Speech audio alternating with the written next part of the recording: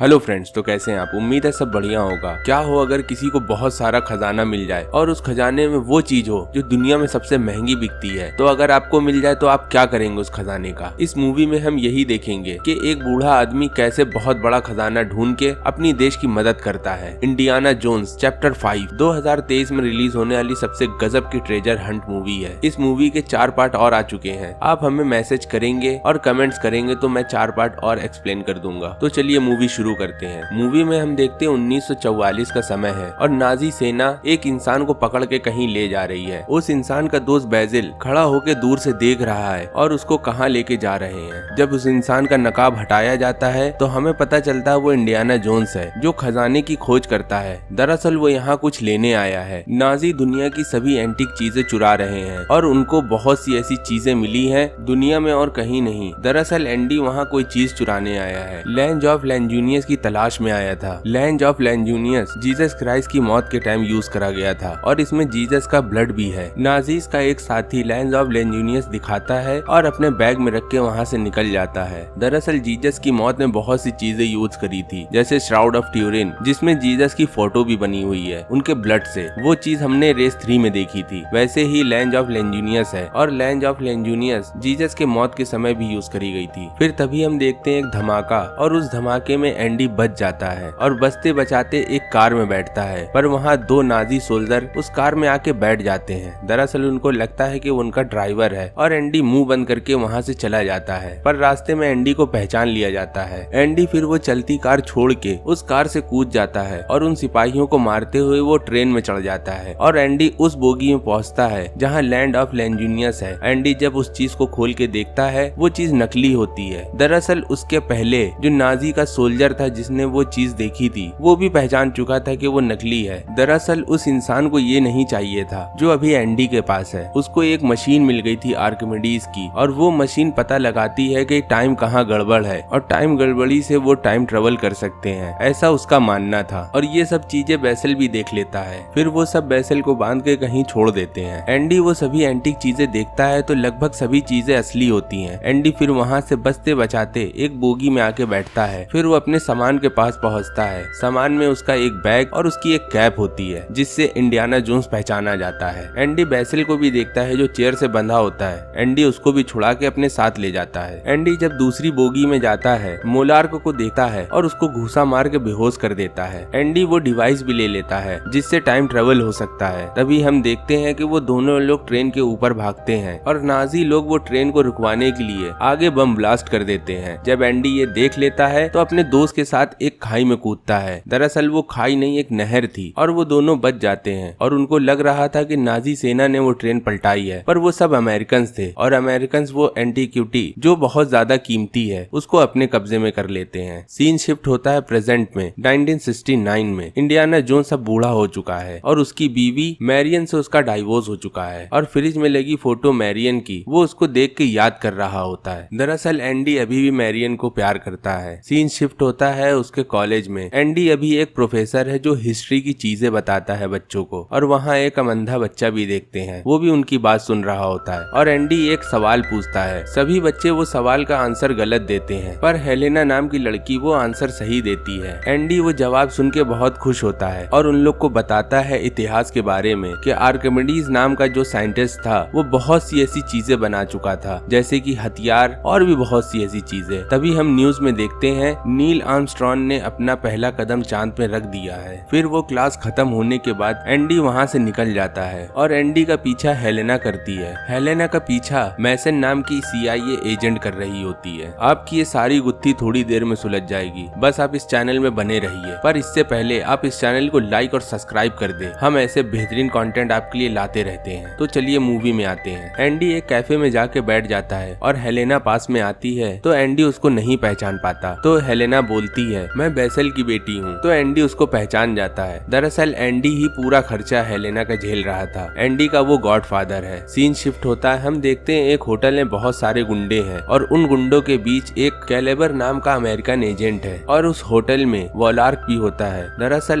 Calibre वॉलार्क के लिए काम करता है। वॉलर ने अपनी पहचान सभी लोगों से छुपाई होती है और वॉलर की कैलकुलेशन से नील आर्मस्ट्रॉन्ग चांद पर पहुंचे हैं। दरअसल वॉलर नासा के लिए काम कर रहा होता है है। ये बात होटल में सभी लोगों को बता रहा होता है। उतने में हम देखते हैं एक वेटर आता है तो वॉलर उससे पूछता है कि तुमने क्या किया। तो वो वेटर बोलता है मैं अमेरिका की तरफ से लड़ा नाजियों को हराने के लिए। तो वॉलर बोलता है अमेरिका ने वो जंग कभी नहीं जीती, वो जंग हिटलर की बेवकूफी से हम लोग हारे। फिर वो वेटर वहाँ से चला जाता है। सीन शिफ्ट होता है। हम देखते हैं हेलेना एंडी से बताती है कि वो आर्कियोलॉजिस्ट की पढ़ाई कर रही है और उसने बहुत ज्यादा डीपली उस डायल पर रिसर्च की है जो वो आर्किमिडीज ने बनाया था। एंडी ये बात सुन के बहुत खुश हो जाता है। हेलेना ये भी बताती है कि मैंने पता किया है कि 19वीं शताब्दी में वो डायल किसी जहाज में था और वो जहाज समुद्र में डूब गया और उस डायल को वर्ल्ड वॉर के टाइम नाजी सेना कहीं ले जा रही थी। एक ट्रेन दुर्घटना में वो डायल किसी नदी में गिर गया है, ऐसा मेरे पिता ने बताया था। तो एंडी हाँ में सर हिलाता है। तो हेलेना बोलती है मुझे वो डायल ढूंढना है और मुझे आपकी मदद चाहिए। एंडी हेलेना की ये बात सुन के थोड़ा मायूस हो जाता है। एंडी फिर हेलेना को उसी कॉलेज की लाइब्रेरी में ले जाके वो चीज दिखाता है। दरअसल वही डायल था जो अभी भी एंडी के पास था और एंडी उस डायल को दिखा के बोलता है इस डायल ने मुझसे मेरे पिता को छीना और मेरे दोस्त को भी छीना जो तुम्हारे पिता थे, और ये डायल का आधा हिस्सा है और आधा हिस्सा आर्किमिडीज ने तोड़ दिया था। दरअसल आर्किमिडीज को पता था कि कभी न कभी ये डायल गलत काम के लिए यूज हो सकता है और कोई भी समय के साथ छेड़खानी कर सकता है। इस वजह से उसका दूसरा हिस्सा आर्किमिडीज ने खत्म कर दिया था। इन लोग ये बात कर ही रहे होते हैं, बाहर क्लेवर और मैसन उनके पीछे आ रहे होते हैं। क्लेवर एक टीचर को देखता है तो वो शूट कर देता है और वो मर जाती है। मैसन बोलती है उन लोगों से मैं एक CIA एजेंट हूँ और मुझे सब पसंद नहीं है। तो वो दोनों शांति से एंडी की तरफ जाने लगते हैं। हेलेना गलती से एंडी से बोलती है मुझे पता था कि तुम ये डायल नहीं तोड़ोगे, पर एंडी यहाँ सतर्क हो जाता है क्योंकि एंडी ने ये बात बैसल से बोली थी और उसकी बेटी को कैसे पता। एंडी फिर उससे कुछ पूछता है। उतने में वहाँ मैसन और क्लेबर आ जाते हैं और उसको गन पॉइंट में ले लेते हैं और वहाँ से हेलेना भाग जाती है वो डायल लेकर। एंडी को पकड़ के एक कार में डालते हैं और उससे पूछते हैं वो डायल कहाँ है, और वहाँ देखा जाता है कि बहुत सारी भीड़ है। आज वो दिन है जब नील आर्मस्ट्रॉन्ग चांद पे पहला कदम रख रहे थे और एक फेस्टिवल चल रहा था अमेरिका में। इस वजह से वो कार रोक ली जाती है। फिर वो सभी लोग एंडी को पैदल ले जाने की सोचते हैं, पर एंडी उनसे बचते बचाते घोड़े में भागता है। फिर वो मेट्रो में चढ़ के मैसन को चकमा दे के वहाँ से निकल जाता है। एंडी अपने दोस्त एला के पास पहुँचता है और एला बताता है हेलेना एक चोर है, वो एंटीक चीजें चुरा के मार्केट में बेचती है और हेलेना जेल में भी रही है बहुत दिन। एंडी एला से बोलता है मुझे हेलेना को ढूंढना होगा। तभी एला उसका सब इंतजाम करता है, नकली पासपोर्ट और बाकी सब चीजें। एंडी जब अपना बैग खोलता है तो उसको पुरानी कैप मिलती है। एंडी वो कैप देख के खुश हो जाता है। तो एला बोलता है आज भी वो एडवेंचर याद है जो हम लोग ने साथ में करे थे, बस उसी की याद में मैंने ये टोपी रखी थी तुम्हारी, आज वो टोपी मैं वापस कर रहा हूँ तुम्हें। एंडी जब प्लेन में बैठा होता है तो अपने दोस्त बैसल को और हेलेना को याद कर रहा होता है। बैसल की उसको एक बात याद आती है। जब बैसल को बहुत साल पहले एंडी मिला था तो बैसल वो डायल तोड़ने की कोशिश कर रहा था। एंडी उसको मना करता है तो बैसल एंडी से बताता है आर्किमिडीज ने इस डायल की वजह से टाइम में छेड़छाड़ करने का प्रयास किया था और उसको पता था कि कैसे ये चलता है। इस वजह से ये डायल बहुत खराब है हमारे लिए और भविष्य के लिए। एंडी बैसल से बोलता है तुम्हें ये डायल तोड़ने की कोई जरूरत नहीं, ये मैं तोड़ूंगा डायल, क्योंकि मैं इसके ऊपर बहुत ज्यादा स्टडी कर चुका हूँ। बैसल फिर वो डायल एंडी को दे देता है। जब एंडी वहाँ से निकल रहा होता है छोटी हेलेना एंडी को देख रही होती है और यहाँ सीन शिफ्ट होता है बड़ी हेलेना की तरफ। हेलेना भी कहीं प्लेन से जा रही होती है। अगले दिन एंडी एक होटल में आता है और वो देखता है हेलेना वो डायल की नीलामी कर रही है। एंडी हेलेना को रोकने के लिए आगे बढ़ता है तो टेडी नाम का लड़का जो हेलेना का असिस्टेंट है वो एंडी को रोक लेता है। एंडी हाथ झटकते हुए आगे बढ़ता है। हेलेना की वो नीलामी एंडी रोक लेता है और उन लोग को बताता है कि मैं इसका गॉडफादर हूँ। वहाँ एंडी वॉलर को भी देखता है और एंडी पहचान जाता है वो नाजी है। एंडी हेलेना से बोलता है इस डायल की नीलामी नहीं हो सकती। तभी हम देखते हैं कि वहाँ छोटी सी फाइट हो जाती है उस डायल की वजह से और वो डायल कई हाथों में जाता है। लास्ट में वो हेलेना के पास आता है तो वो अपने असिस्टेंट की तरफ फेंकती है। वॉलर उस असिस्टेंट से वो डायल छीन के वहाँ से निकल जाता है। जब एंडी और हेलेना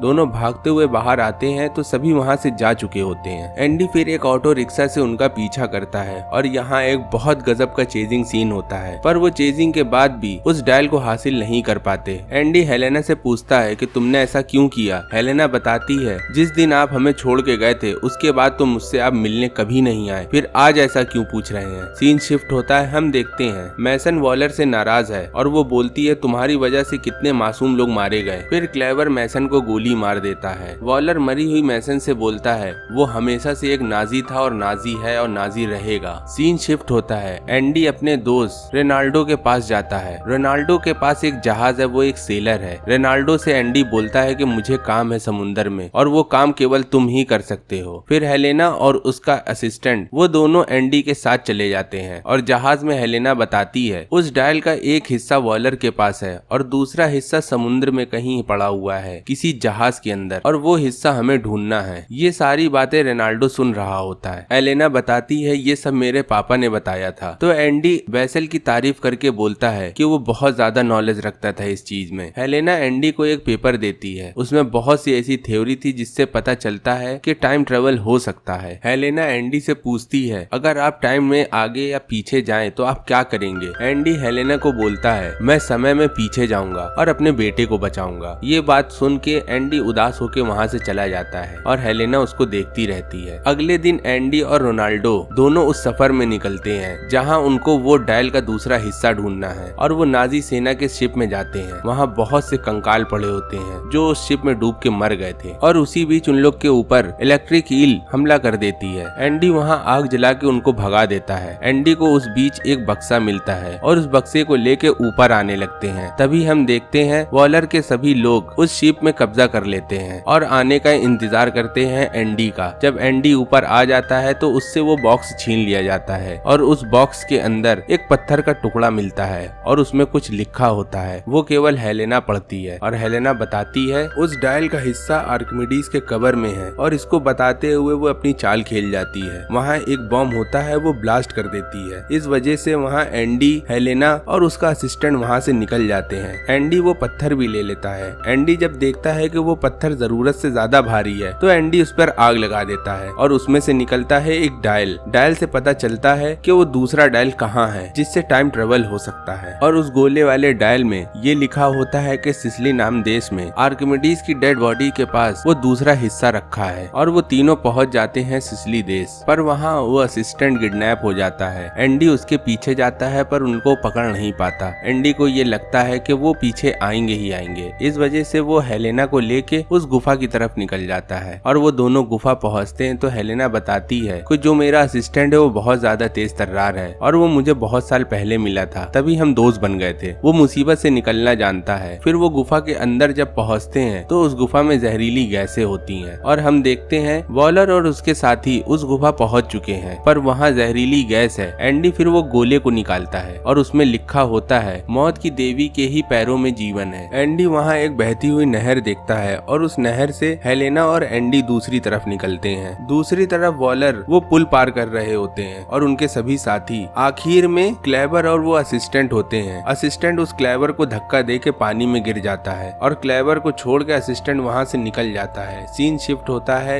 एंडी की तरफ। एंडी और हेलेना कहीं जा रहे होते हैं और एंडी को सामने आर्किमिडीज का मकबरा दिखता है। एंडी हेलेना उस मकबरे का पत्थर हटाते हैं तो वो देखते हैं अंदर आर्किमिडीज का पूरा कंकाल है और वहाँ वो हिस्सा भी है जो वो लोग ढूंढ रहे होते हैं। एंडी वो देख के बहुत खुश हो जाता है और हेलेना मकबरा की चित्र देखती है और उस चित्र में आज के जमाने का एरोप्लेन और जहाज बना होता है। ये देख के वो चौंक जाती है। हेलेना फिर आर्किमिडीज के हाथ को देखती है। उसके हाथ में एक नई टेक्नोलॉजी की वॉच होती है और वो टेक्नोलॉजी तो अभी बनी भी नहीं है। दरअसल हेलेना के पिता सही थे। वो कहते थे कि आर्किमिडीज वक्त से छेड़छाड़ कर रहा है और उसको टाइम ट्रेवल पता है कि कैसे होता है। हेलेना एंडी को बताती है सब झूठ नहीं है तो पीछे से आवाज आती है। वॉलर वहाँ कहता है आर्किमिडीज कभी गलत नहीं था, उसने कहा था कि टाइम ट्रेवल हो सकता है और फिर वो एक हिस्सा लेके दूसरे हिस्से को जोड़ता है और आर्किमिडीज के हाथ में जो घड़ी होती है वो घड़ी उस हिस्से में लगाता है तो वो डायल चलने लगता है। तभी हम देखते हैं वॉलर के एक आदमी के ऊपर वो असिस्टेंट हमला कर देता है। तभी आपस में गोलियां चलने लगती है और उस गोलियों में एंडी जख्मी हो जाता है। एंडी हेलेना से बोलता है कि तुम यहाँ से जाओ, तुम्हें यहाँ खतरा है और वहाँ भाग के वो दोनों छुप जाते हैं पर उन लोग को नहीं पता होता कि वो दोनों उनका पीछा कर रहे हैं। फिर वो सब लेके एंडी को एयरपोर्ट की तरफ जाते हैं। वोलार्क एंडी से बोलता है मुझे वो जगह मिल गई है जहाँ मैं टाइम ट्रेवल कर सकता हूँ और मैं पास्ट में जाके हिटलर को सबसे पहले मारूंगा क्योंकि उसकी जो नीतियाँ थी वो बहुत कमजोर थी और पूरी नाजी सेना मैं हैंडल करूंगा। ये बोल के वो अपना हाथ सही करने लगता है और अपनी घड़ी बांधने लगता है। एंडी देखता है कि उसके हाथ में वही घड़ी है जो आर्किमिडीज आर्किमिडीज के हाथ में थी। सीन शिफ्ट होता है हेलेना की तरफ। हेलेना अपने साथी से बोलती है क्या तुम जहाज चला सकते हो, पर वो बोलता है मैंने कभी जहाज नहीं चलाया, फिर भी मैं ट्राई कर सकता हूँ। फिर हेलेना अपनी बाइक से उस जहाज के पीछे जाती है और उस जहाज में चढ़ जाती है जिसमें एंडी है, और पीछे से वो असिस्टेंट भी जहाज चलाते हुए आता है और वोलार को वो जगह मिल जाती है जहाँ वो टाइम ट्रेवल कर सकता है। वो जगह आसमान में होती है। फिर हम देखते हैं एक बहुत बड़ी रोशनी बन जाती है और वो जहाज उस रोशनी के अंदर घुस जाता है और उसके पीछे उसके असिस्टेंट का भी जहाज आ जाता है। वहाँ एक जंग चल रही है और उस जंग के बीच वो अजीबोगरीब जहाज भी आ जाता है और सब उस जहाज को देखने लगते हैं और आर्किमिडीज भी वो जहाज को देखता है। फिर अपने डायल को देखता है, डायल अभी कंप्लीट नहीं हुआ। जहाज में फिर हेलेना भी आ जाती है और आपस में लड़ती रहती है और सबको जख्मी करके फिर वहाँ से निकलने जाती है। वैसे ही वो उस जहाज में लटक जाती है और एंडी उसकी मदद करते हुए एक पैराशूट पहनता है और वो दोनों उस जहाज से कूद जाते हैं और जहाज में वॉयलर और उसके सभी साथी बैठे होते हैं और वॉयलर देखता है कि वो कुछ नहीं कर सकता। तभी हम देखते हैं कि उस प्लेन का क्रैश हो जाता है और सभी मारे जाते हैं। आर्किमिडीज वो उस प्लेन के पास आता है और देखता है कि वॉयलर के हाथ में वो घड़ी है। वो घड़ी लेके आर्किमिडीज एंडी की तरफ आने लगता है। एंडी हेलेना से बोलता है कि ये सब आर्किमिडीज का प्लान था। आर्किमिडीज ने वो डायल ऐसा सेट किया था कि कभी वो भविष्य में बना ले और उस डायल से कोई टाइम ट्रेवल करे तो वो उसी समय आए जब आर्किमिडीज जिंदा था